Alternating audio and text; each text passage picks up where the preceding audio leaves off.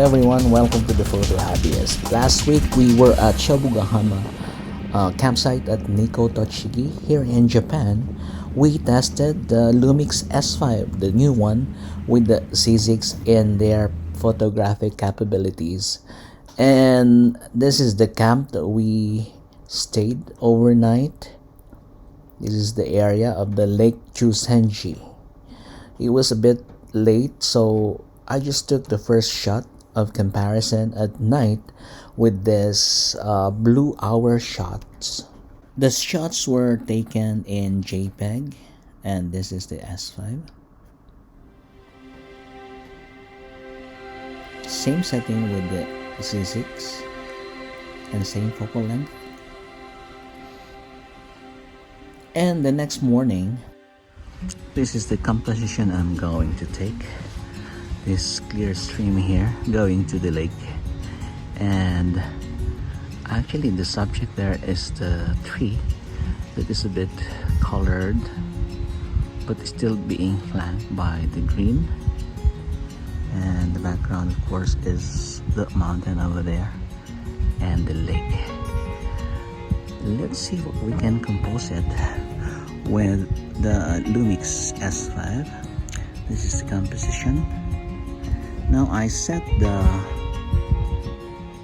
speed at 1/15 of a second and the lens opening to 7.1. Make it a crisper look at it, and ISO 100.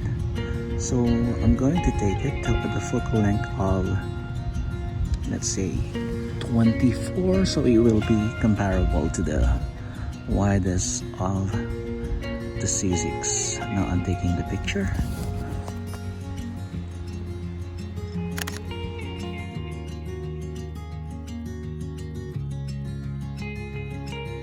Z6 and at 24 millimeters, the speed is same, identical with the Lumix, and I'm taking the picture now.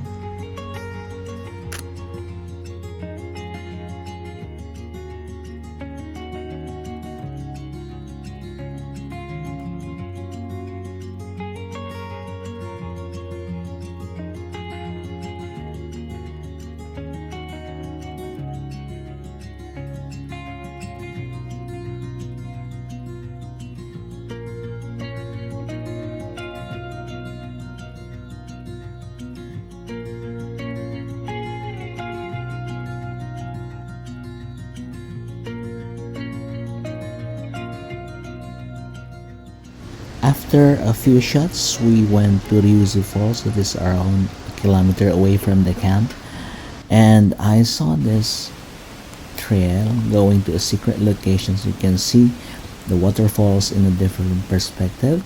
I went there, and the Arnie followed me, and she has this footage, and I am actually here, down here, looking for a way going in. It's quite tricky. You have to jump, and it was slippery because of the green living moss, and it's quite actually dark. I just lighten it up so you can see. And this is the place. It's a wonderful but scary one because of the dark and the slippery modes and the sharp rocks there. So I took some shots from here using both the Lumix and the Z6, the S5s and the Z6, and here it is. In a very secret location right now. I'm all alone here at the Ryuzu Falls. I think it's forbidden to come here, I'm not sure. There's no sign of anything, that's the falls. And I'm taking a picture with both the Z6 and the Lumix S5, and let's see what's the difference. And this is the Z6 right now, and this is my composition. There's a waterfall there falling on the left side of the picture, if you can see, and on that one is the main waterfall. So this is a series of waterfalls, but this one is very difficult to get through I have to climb this slippery rock to come down here. And I'm taking a photo with this composition with the C6, and my speed is 1 of 13 of a second, and my lens opening is, let's try the f18 first. I'll try to lower the ISO to 100 and a little bit. Okay, I'm going to take it at 1/10 of a second. F11, let's see F11 if we can do that. And let's see. And I'm taking the picture now.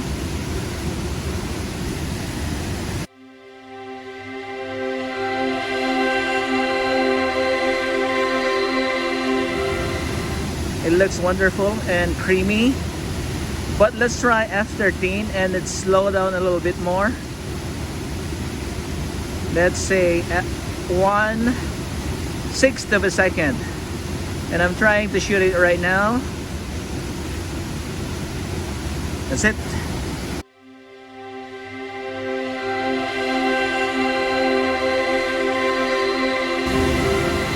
Now this is the S5 and I'm taking the same composition. Let's see if it's the same. Yeah, the same composition with this opening and 1/6 of a second. F11, and I'm going to shoot it right now. And seeing the review, let's see if we are in full focus. It looks great.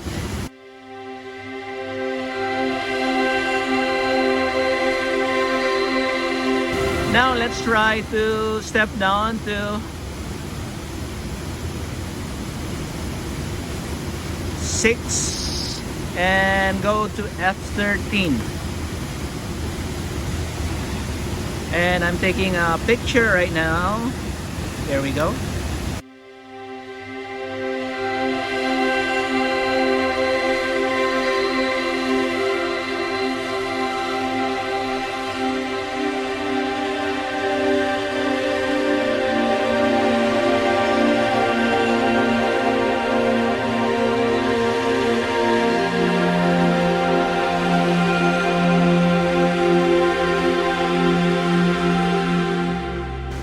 And then we climb the viewing deck actually made for this, so you can view it on the most spectacular way, and you will be amazed of what you will see.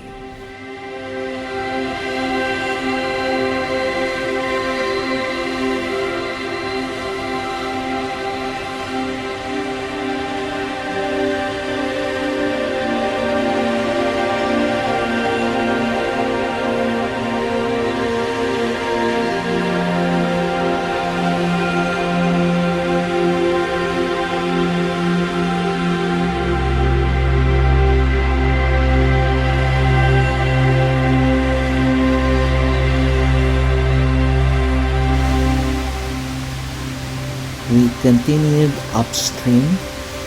It's a few pairs of stairs to follow through, but there are more there, more beautiful areas like this one, which I took some shots, still comparing the two cameras.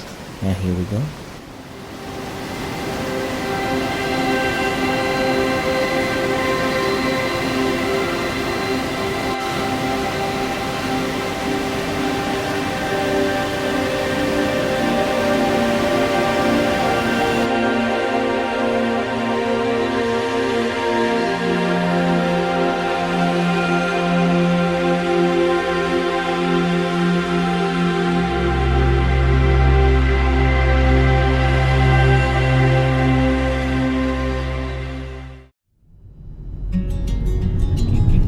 And then it was time to move on, so our next stop will be Kegon Falls.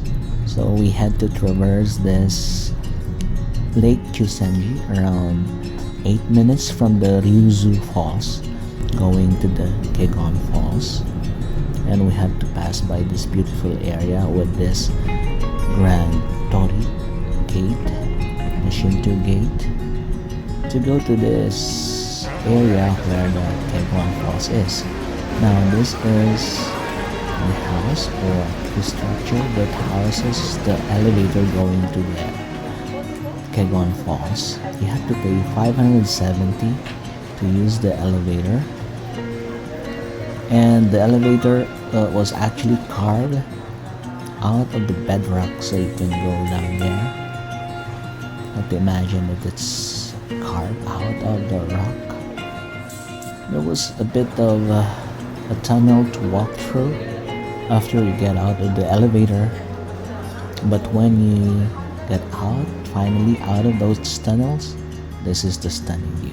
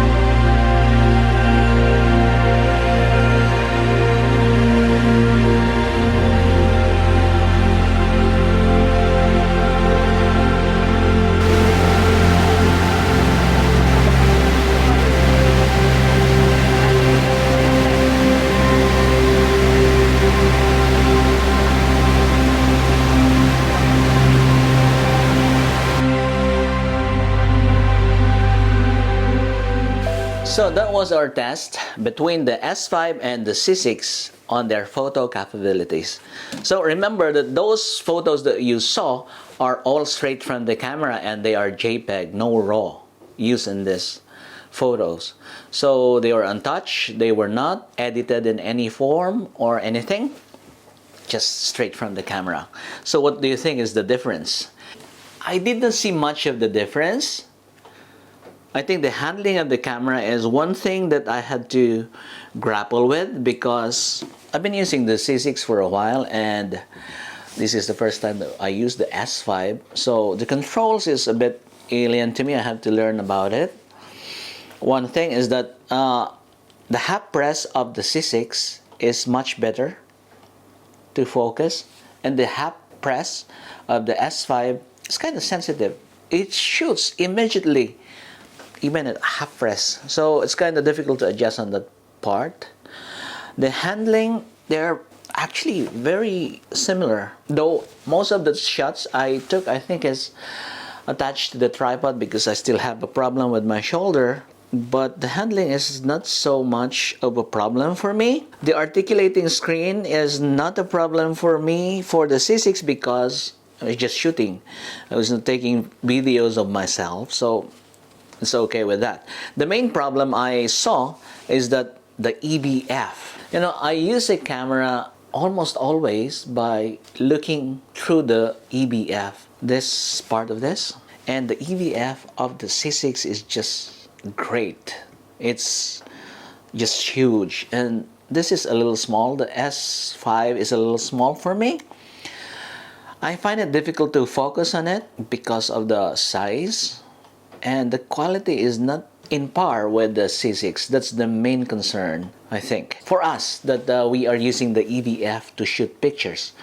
But for those who are looking at the monitors, probably you will not have a big problem with this two cameras. Besides that, of course, the lenses, the S5 has 20 to 60 focal length, while the Z6 is 24 to 70. And this is variable aperture, so you have to be aware of the changes while you move on. You zoom in, there will be changes in your aperture opening, so you have to watch that and compensate. But during the shot, we tried our best to maintain the equal amount for both, even the focal length. But it's quite tricky because you are actually dependent on the time. You have to interchange. Sometimes there's a difference, slight difference between the focal length used, but most of the time the shutter and the opening and the ISO are in the same value. If there is a slight difference there, it's not so big, so maybe negligible. Now the price, of course, I think the C6 is now less pricier than the S5, at least here in Japan, because you can get this for 24 mang, they call it around $2,400, and this one is 280,000 yen. It's quite different now. This is lesser. Now the difference is that this one shoots in 10-bit for video and this one is 8-bit. Now on the next video, we are going to test both the video capabilities of these two in such a way that we will find if there is difference on YouTube, because you know YouTube compresses the whole file and maybe we cannot find the difference between the 10-bit and the 8-bit, but that will be coming up soon. So with that is our test for photos for the S5 versus the C6, or the Z6 as they call it, Panasonic versus Nikon. I hope I see you again on the next video, and thank you for watching. Bye bye.